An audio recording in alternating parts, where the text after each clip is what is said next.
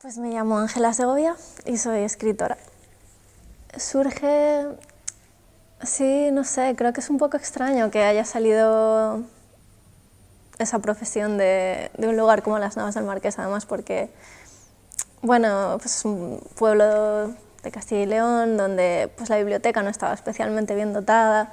En mi casa había, bueno, bastantes libros, pero tampoco, bueno, pues las colecciones típicas de estas de clásicos universales, ¿no? Y luego aparte mi padre tenía bastantes novelas porque le gusta mucho leer novelas, pero textos de poesía no había tantos.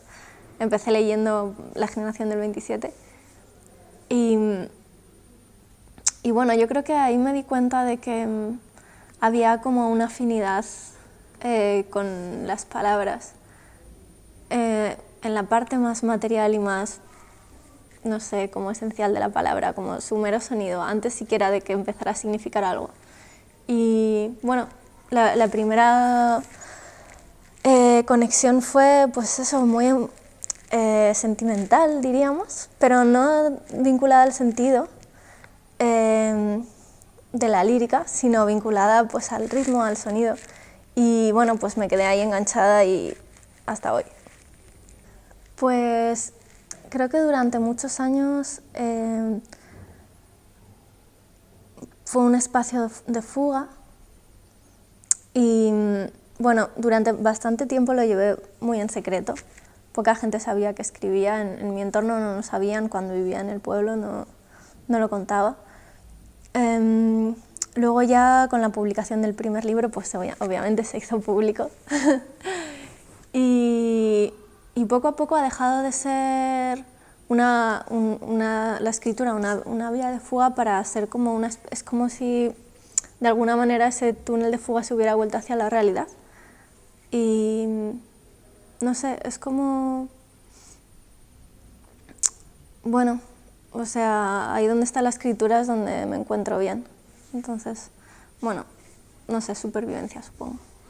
Sí, yo creo que, bueno, no sé qué pase de ahora en adelante porque pues estas cosas igual, bueno, yo creo que al final pues siempre van poco a poco, ¿no? O sea, pero sí de repente los primeros meses después del premio como que sucedió así como de repente es como si te pusieran un foco en la cara, ¿sabes?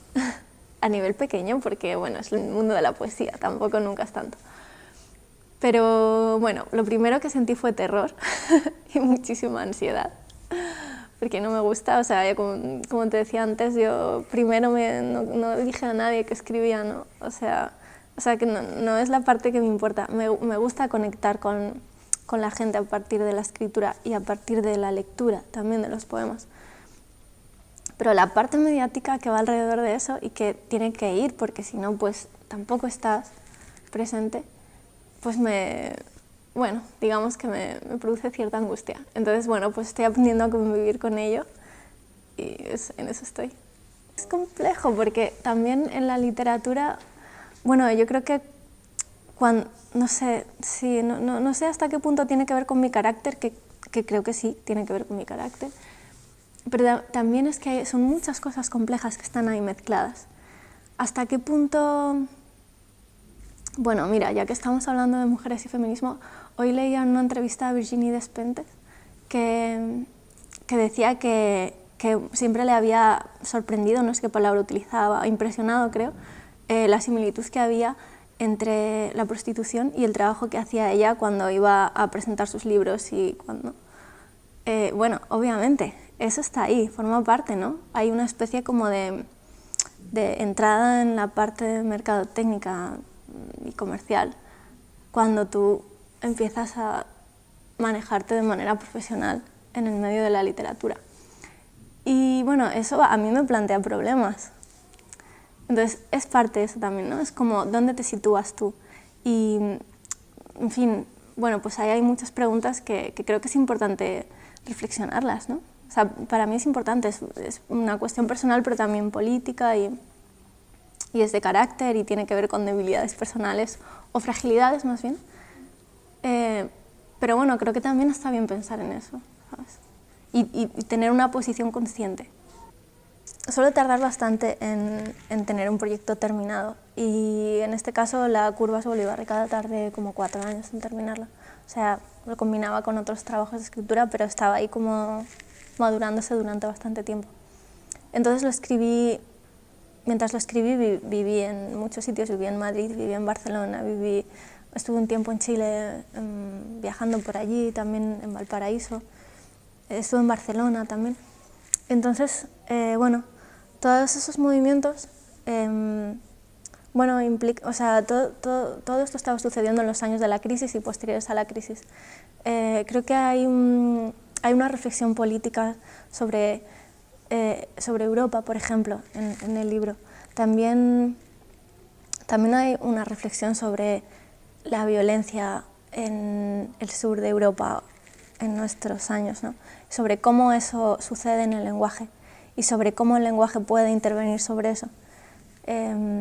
También, por ejemplo, hay un trabajo sobre la violencia de género, de hecho. En fin, no lo sé, creo que esos son temas que aparecen.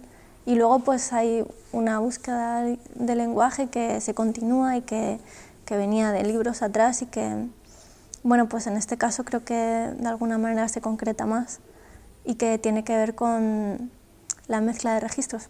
Por ejemplo, bueno, es como vamos a pensar cuáles son los registros que entran o no entran en lo que se supone que es la poesía o la lírica, ¿vale? Entonces, creo que es interesante mirar ahí donde se juntan cosas que antes no estaban juntas. Por ejemplo, ¿qué pasa si juntamos registros orales, callejeros o hablas que no son el español de la Real Academia de la Lengua o de la Meseta? ¿Y qué pasa si bastardeamos todos esos lenguajes? Pero no de una manera arbitraria ya, ¿no? Sino como buscando cosas, buscando conexiones entre ellos y qué es lo que producen. Y si mezclamos eso con lenguajes más líricos, con lenguajes narrativos, no lo sé, hay un poco todo eso. Es un proyecto que surgió, bueno, lo empezaron María Salgado y Patricia Esteban, y luego después como el colectivo fue formándose y de alguna manera hemos sido muchas las que lo hemos coordinado juntas durante como 5 o 6 años ya.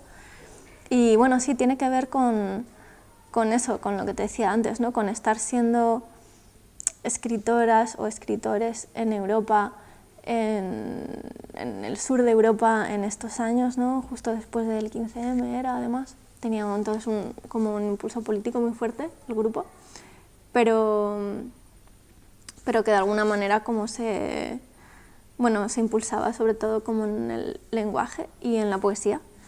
Y bueno, pues había una cita de una autora que creo que era Diamela Altit, que es una escritora chilena, que decía algo así como quiero escribir una novela sudaca, y continuaba diciendo otras cosas que ya no recuerdo. Entonces es como eso, como esta cosa de ser europeos en los últimos días del euro, que también es como una cita del seminario, que significa, o sea, como hacerse cargo del insulto y ¿no? Como levantarlo, ¿no? Como un estandarte. Y pensar desde ahí en un lenguaje para nosotros, ¿sabes? Un lenguaje que sentíamos que nos estaba produciendo, pero que teníamos como que hacer el pulso para sacarlo, ¿no? Entonces, bueno, es un seminario de investigación de lenguajes y se basa en estudiar poéticas que nos interesen, muchas son latinoamericanas. Y en el caso de... sí, hice un proyecto teatral hace muchos años, pero que fue puntual porque, bueno, había escrito este texto y entonces, bueno, hicimos una residencia con actores para darle cuerpo a esto y bueno, salió de ahí una pequeña pieza, pero sobre todo el trabajo después que he hecho, como el trabajo escénico que he hecho, que tiene más que ver con cómo performar el poema ante la gente, ¿no? O sea, bueno, tiene que ver con que, bueno, no le veía mucho sentido a los recitales tradicionales. Sobre todo me parecía que no pasaba nada en ellos, como que no pasaba pensamiento y tampoco pasaba cuerpo. Entonces, bueno, pues desde que empecé, primero yo creo bastante ingenuamente, pero con ganas, y luego quizás no tan ingenuamente, bueno, pues he intentado como pensar ese espacio de otra manera y de ahí han salido varias piezas. Después, no sé, yo creo que ahora como el recorrido me está llevando como más a un lado puramente sonoro, que creo que en realidad es más, bueno, es más personal porque al final lo que me... O sea, quizás lo que he descubierto es que para mí lo emocional se vincula a lo sonoro, entonces como que ahora pues como mi sueño, mi recital soñado es un recital en el que no se vea nada. Ya estoy empezando a hacer alguno así, en el que solo se escuchan cosas. Y entonces como que ahí de alguna manera podríamos decir que desaparece el escénico. Aunque bueno, también se puede decir que es una puesta en escena. Pero sí, no sé, como... No lo sé, a veces como... No hace falta poner muchas cosas para que suceda algo, pero sí pensar muy bien en por qué estás haciendo lo que estás haciendo, ¿no? Bueno, pues ahí sigo, no sé. Bueno, era en una librería y bueno, en la librería pues los libreros, que eran muy simpáticos, bueno, pues taparon todas las entradas de luz que había, de modo que la gente estaba allí y no veían absolutamente nada. Y bueno, en esa lectura en concreto trabajé como distintas texturas de la voz. Entonces había una parte que se escuchaba a través de un teléfono, una parte que se escuchaba a través de los altavoces, vehiculada por medio de un micrófono, y luego había otra parte en la que era la voz desnuda, ya sin ningún tipo de amplificación. Entonces, bueno, no sé, es la primera vez que lo hago, entonces tampoco tengo muy claro qué es lo que sucede ahí, pero bueno, tengo claro lo que me pasó a mí, no tanto lo que le pasó a la gente, ¿no? Pero, no sé, me parece interesante ver cómo la voz cambia cuando pasa a través de unos elementos y cuando pasa a través del aire, simplemente. Y creo que al contraste es muy impactante sentir una voz desnuda, además en la oscuridad. Es un poco así violento, ¿no? Como apagar la luz y obligar a la gente a estar a oscuras, estaba pensando ahora. Pero bueno, creo que sí, que ayuda a eso y se genera una escucha que yo no he visto, o sea, yo no he sentido esa escucha en otras lecturas. Y eso es muy bonito. Si me paro a pensar, se me ocurren casos de poetas así de mi edad que puedan ser de Castilla, sí. En cualquier caso, no sé, creo que como el ámbito de la poesía es tan pequeño y de alguna manera marginal, no sé, ¿sabes? Creo que da igual si hablamos como de una comunidad o de España entera, porque igual sigue siendo pequeño, ¿sabes? Pues estoy terminando un libro que se publicará, creo, en septiembre o así, octubre, con la misma editorial, que se llama La Uña Rota, que es una editorial segoviana, de hecho, y que está genial. Bueno, yo les adoro, es que es muy bonita la editorial, tienen cosas muy bonitas. Y bueno, el libro también llevo un montón de años ya con el texto, se llama Amor Divino. Y bueno, antes le comentaba a Luis que, bueno, que es un tema, bueno, porque la lírica tradicionalmente ha hablado de amor, ¿no? Y entonces, bueno, yo me estaba planteando qué pasa con eso ahora, que la cultura pop parece haber sido como la gran heredera de la lírica en cuanto a ese tema, ¿no? Y me preguntaba si se puede hablar de ese tema con unos lenguajes diferentes y generando realidades diferentes. Bueno, un poco esa es la pregunta como que aborda este libro. Pues estoy leyendo justamente un libro de relatos de Balser, que es una selección de relatos de amor, son relatos cortitos. ¿Y qué más estoy leyendo? Estoy leyendo un libro de Marcel Schwob, que es un novelista francés que me gusta mucho. Y bueno, es que estoy leyendo un montón de cosas, pero bueno, esas dos te dejo.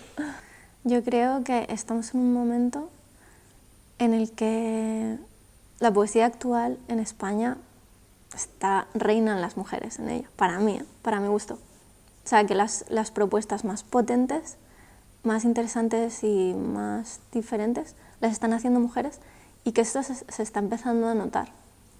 De hecho, hace un tiempo pasó que una revista mexicana hizo una selección de poesía española nacidos en los 80 y dio la casualidad de que todas las seleccionadas eran mujeres. Y el seleccionador dijo que no había buscado hacer una antología de mujeres, pero que todas las escrituras que le habían gustado eran de mujeres. Entonces creo que sí, o sea, que es un momento fenomenal, absolutamente fenomenal para las mujeres en la poesía en España.